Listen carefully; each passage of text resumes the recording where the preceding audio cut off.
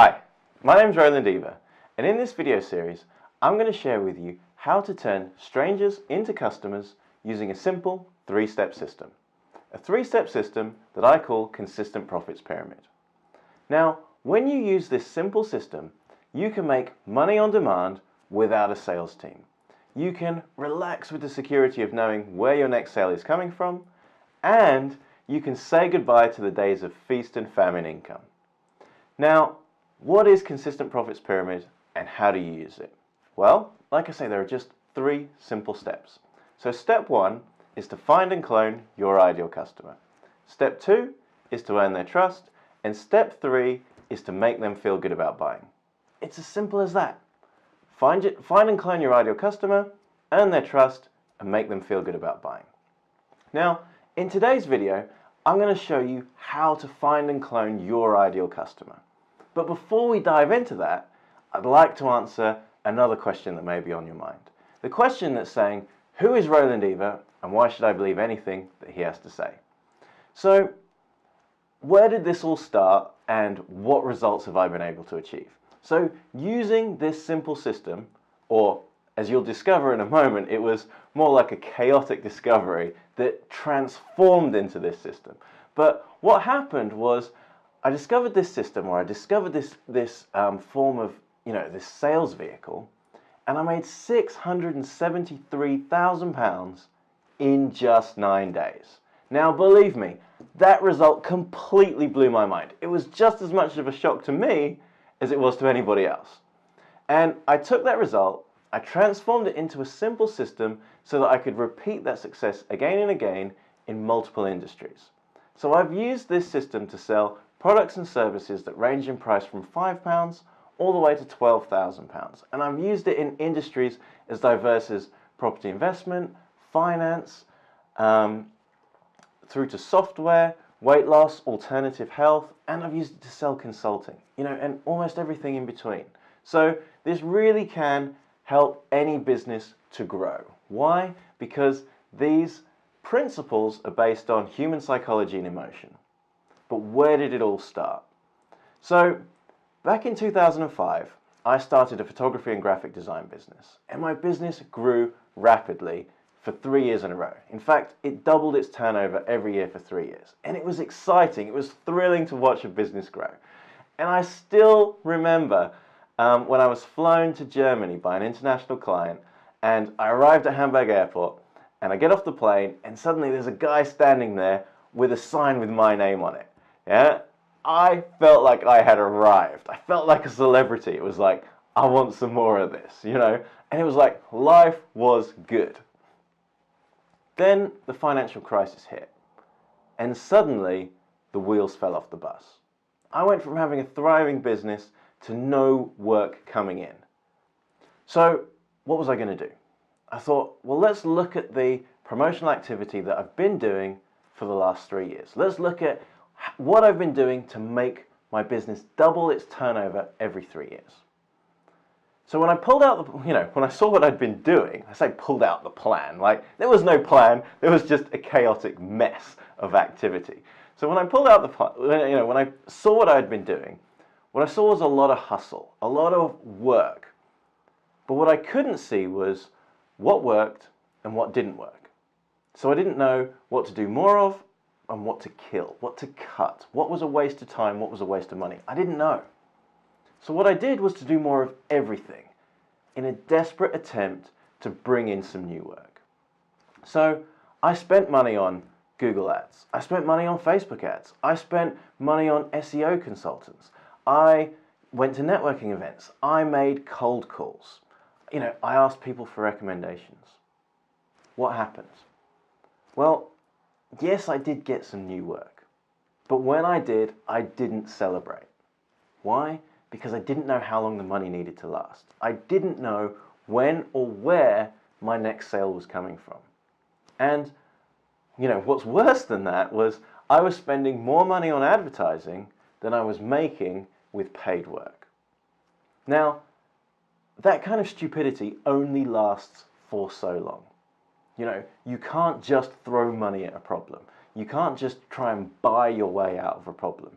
Yeah, most of the time you have to learn your way out of the problem. So, that level of stupidity stopped when I ran out of my life savings. Once I'd burned every penny to the ground. Once that happened, I was forced to close the doors on my business. And as I did, I made a commitment to myself. And that commitment was to learn how to turn strangers into customers on demand. There was just one problem. I didn't know if you could do that. It was just a belief I had. And if I knew that you could do it, I didn't know who could teach me how to do it. And if I did know who could teach me, I had no money to pay for their help because I just lost every penny that I'd ever made in my life. So what was I going to do next? Well, I made the only move I could, and that was to get a job. So I got a job in marketing, hoping that someone within the company would sprinkle the magic fairy dust on me. They would share the secrets of persuasion with me. So my job was really cool. I was working for a specialist PC gaming distributor, and I was managing the UK marketing for some of the biggest names in PC gaming. Now, if you're a PC gamer, names like Razer, Sennheiser, Corsair, they will mean something to you. But if, like me, you're a Mac user and you've never played a computer game in your life, then you'll have to take my word for it when I say that these are huge brands. These are the equivalent of Nike, Amazon, Apple in our world. Now, I was, for someone that doesn't play computer games, I was surprisingly good at my job because I understood the customer and what would influence them to make a purchase decision. So I had great relationships with the editors of the most prestigious magazines. And whenever I got a new piece of kit, I could call up the editor and I could say, I've got this new piece of kit, your readers will love it. And they would say, Roland, I trust you, send it to me. And within a few weeks, a picture of this would be on the cover of the magazine, and there would be like a 6 or 8 page write-up. I would then support that editorial coverage with advertising. So the brands loved what I was doing. They lavished me with praise. But I felt like a fraud. Why? Because after spending £100,000 of their money, I couldn't prove that the activity that I had done had made a single sale. Yes, I could see that sales had gone up. But was that because of what I was doing, or was that because of the sales team? So I'd walk down a time-consuming dead end in my search to learn how to turn strangers into customers on demand. So I could see that I wasn't going to learn this in my job, so I turned to education. And I turned to the biggest name in marketing education, and that's the Chartered Institute of Marketing. So if you want to become marketing director, you need their qualifications on your CV. It's as simple as that. And most of the people who do Chartered Institute of Marketing qualifications, they get their company to pay for it. So that's what I did. I went to my company and I said, I want to do this, will you pay for it? And they said, not a chance. I thought, no problem. This is my future. I can see the importance of it. I'll happily pay for it myself. So the qualification was £3,000, and at the time I had a £21,000 a year salary. So, saving £3,000 from that salary was a big sacrifice. So how did I do that? Well, I had to say to my wife, we ain't going on holiday no more. And, we ain't going out to eat anymore either. No more restaurant dinners. So we lived a Spartan life in the name of education and a better future. So I passed that first qualification, sacrificing weekends and evenings to studying. And at the end of that year, I had no idea how to turn strangers into customers on demand. So I did another one of their courses. Another £3,000, another year of my life. So after spending £6,000 with the Chartered Institute of Marketing, I had to admit to my wife that I still had no idea how to turn strangers into customers on demand. But I had to say to her, I wasn't going to quit in this journey of discovery. I still believed that it was possible, and I still believed that knowing this would completely change my life. And I asked her if she would make future sacrifices with me. To my delight, she said yes. So the big question was, where was I going to turn to next? You see, I'd walked down 2 costly and time-consuming dead ends. So the first dead end was with my job, That was a time-consuming dead end. The second dead end was, learning about traditional marketing education with the Chartered Institute of Marketing. Yeah, 2 years of my life, £6,000, all gone. So what was I going to do next? So next was look for another job. So I got a job with a property education company, and my job was simple: get qualified leads for the sales team. There was just one problem: I had no idea how to do that. So I was failing miserably in my job. And one day my boss made a throwaway comment. He said, "You should check out some of the books by a guy called Dan Kennedy." I was like, Amazon, deliver, thank you. So, 2 days later, this book arrives. And this book was the map to El Dorado, the fabled city of gold. This book suddenly said, this is how you can turn strangers into customers on demand. And this book was written by an entrepreneur. So he understood that, hey, you don't have £1 million marketing budget. So what do you do on a limited marketing budget? How do you get great results with the resources that you have? How do you use what you have to drive your business? Now, I would love to say that I read one book and I knew everything that I needed to know about turning strangers into customers on demand. But of course, life isn't like that. No journey is that simple. So one book led to another, which led to another, which ultimately led to an online course, and then to a mentorship program. And each step I was taking took me further down the rabbit hole with greater levels of excitement. Now, I was still paying for all of this street smarts education, as I call it, from my salary. So I was still forcing my wife to, make sacrifices with me. Now, each time I learned something new, I tested the idea out with my consulting clients. And each time I learned something new, I got an increase in sales, which was great. I had proof that this worked in the real world. There was just one problem. It felt like an awful lot of work for a tiny sales bump. Now, my life changed forever in December 2014. So in September 2014, my daughter was born. And in December, I took the month off to spend time with her. And when she was sleeping, I was studying. So for about 6 hours a day, I was learning about this new sales vehicle called product launches. And I set myself a goal. By New Year, I wanted to know how this thing worked. I wanted to be able to test it in the real world. So January 2015, I got my opportunity to test this, new sales vehicle. And, there was a lot of work putting this thing together. It was, completely different to anything that I'd ever learned before. But once you actually pressed go, the campaign was short. The campaign was only 9 days. So we were selling a £27 workshop. And what happened? The first day of sales, it did not look good. I mean, everybody just thought, this thing is a complete failure. I had complete faith in this system, even though there was no reason why I should, because at this stage it was just an academic idea. I didn't even know anybody that had used anything like this. So I held my breath, I focused on making the next 8 days great, and I wanted to see what would happen. Well, what happened was we made over £30,000 in just 9 days. Now, I felt delighted, I felt relieved, I felt elated. I mean, I was literally dancing with joy because it proved that 7 years of struggle was worth it.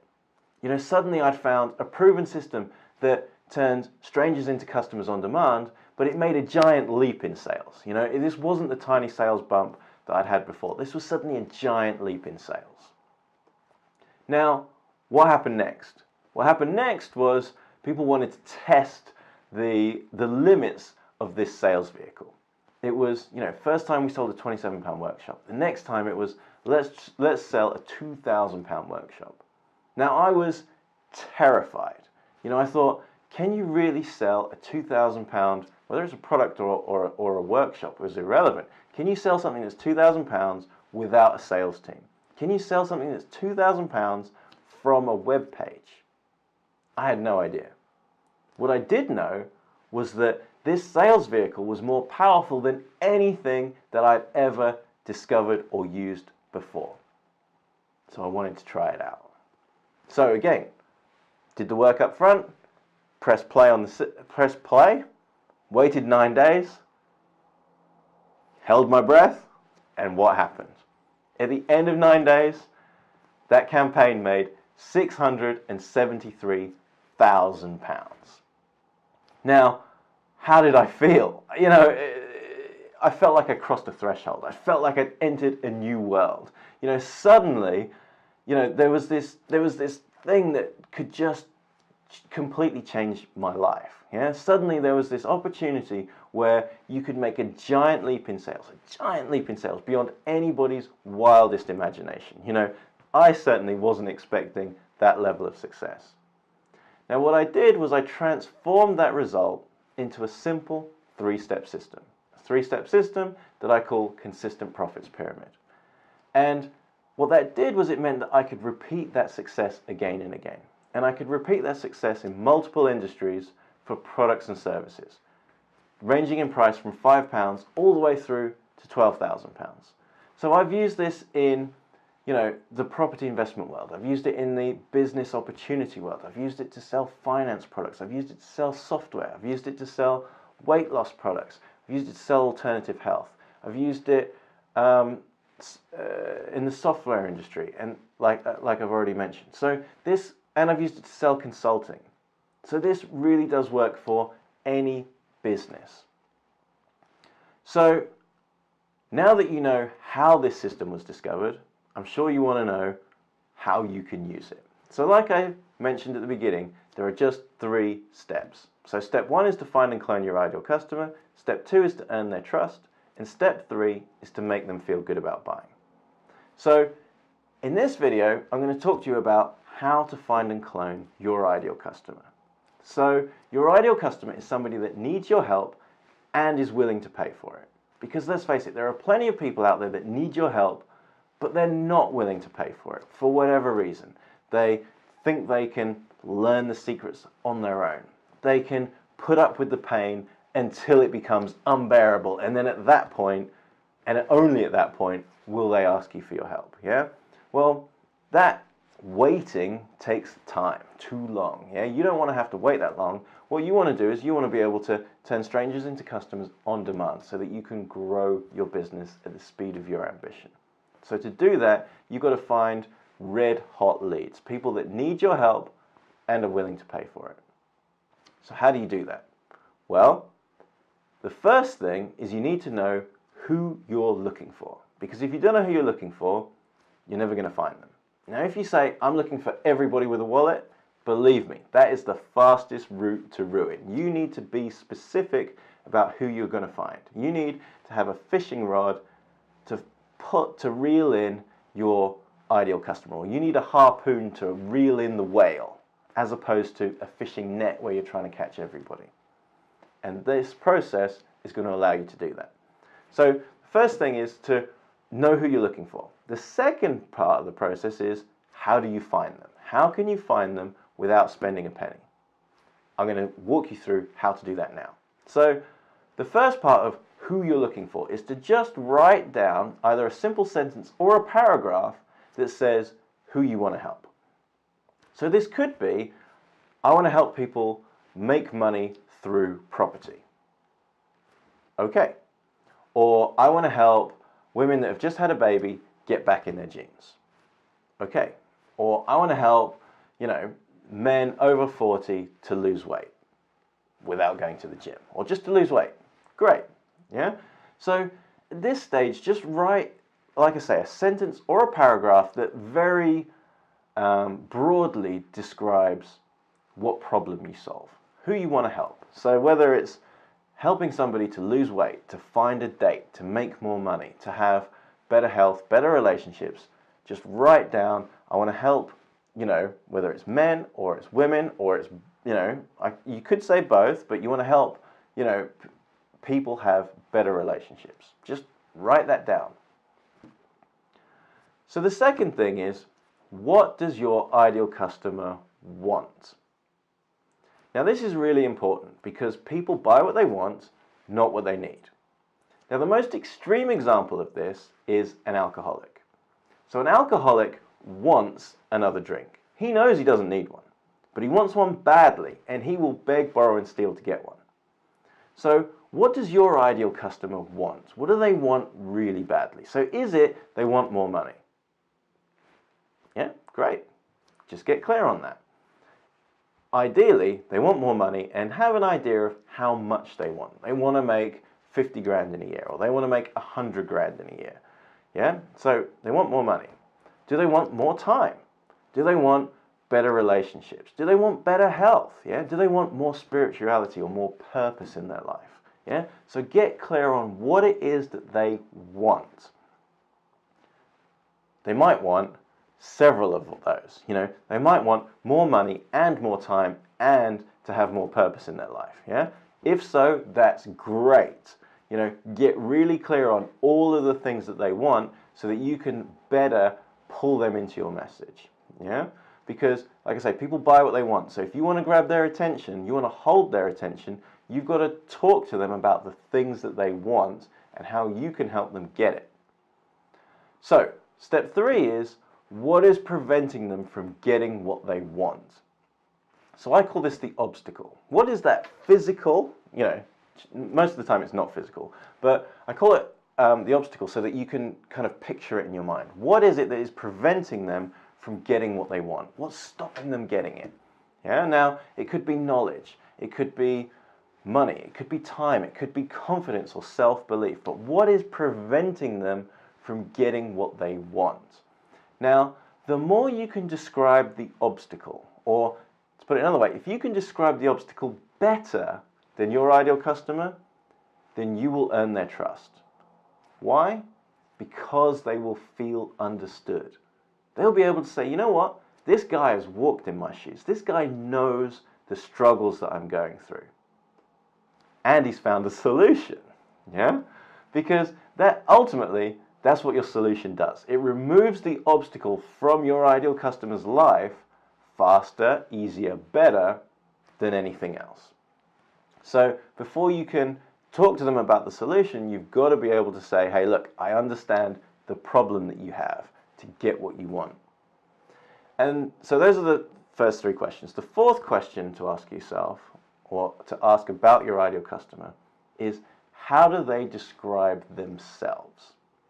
Because the fastest way to grab someone's attention is using their name.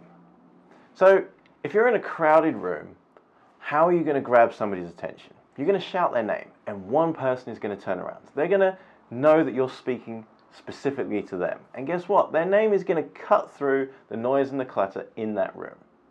Now, what do you do if you don't know the name of your ideal customer? Because guess what? You won't. Yeah?